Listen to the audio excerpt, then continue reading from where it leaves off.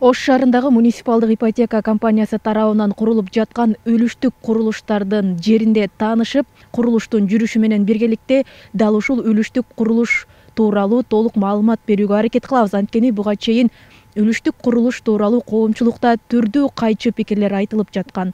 Деги эле үлүштүк курулуштун максаты, өзгөчөлүгүнө кененирээк токтолобуз. Ош шаарынын Тилеке Батыр көчөсүндө жайгашкан бул курулуш Оштогу муниципалдык ипотекалык ишкана куруп баштаган биринчи үлүштүк турак жай. Мындагы батирлердин баары сатылып бүткөн, ал эми курулуш 9-кабатка көтөрүлүп, кызуу жүрүп жаткан учуру.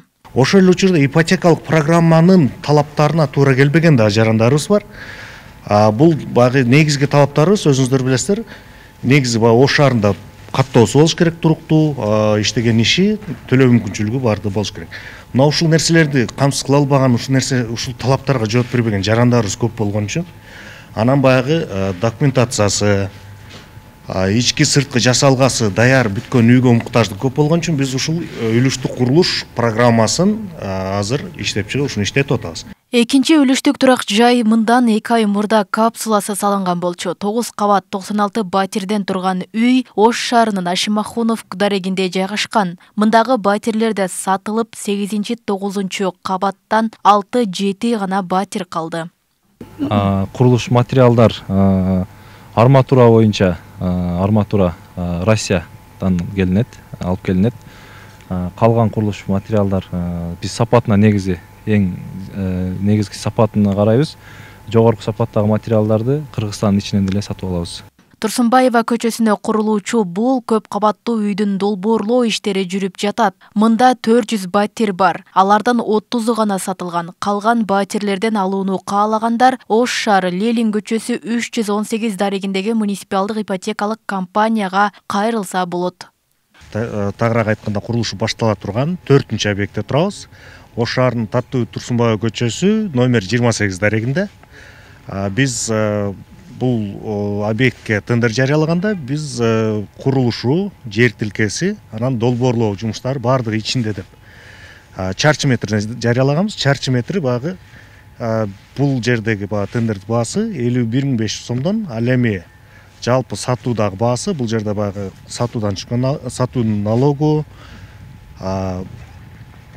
2-9 баягы инженердик дирекциянын кызматтары, ошолордун баардыгын эсептегенде бул сатуу баасы 56.366 сомдон туура келип атат.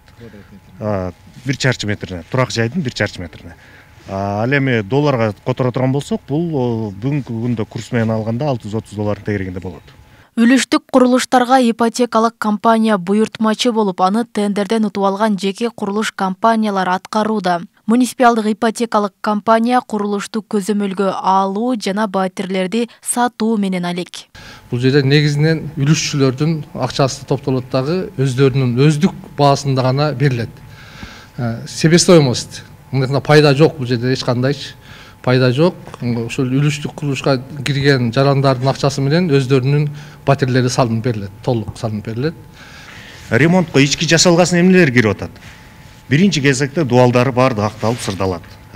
Полдору ламинат, батареялар, эшиктери, ванна, унитаз баардык нерселер орнотулган. Аларга дагы курулуш нормасына ылайык талаптар коюлат. Баягы сапатсыз курулуш материалдарын колдонбойбуз. Үй алуу үчүн эч кандай талап жок. Болгону 30% баштапкы төлөм менен 3 жылда толук төлөп берүү негизги шарт. Албетте мындай кыска аралык көпчүлүктүн капчыгына туура келе бербейт. Үлүштүк курулушту ишке ашыруудагы негизги максат Ош шаарындагы батирлердин баасына атаандаштык жаратуу.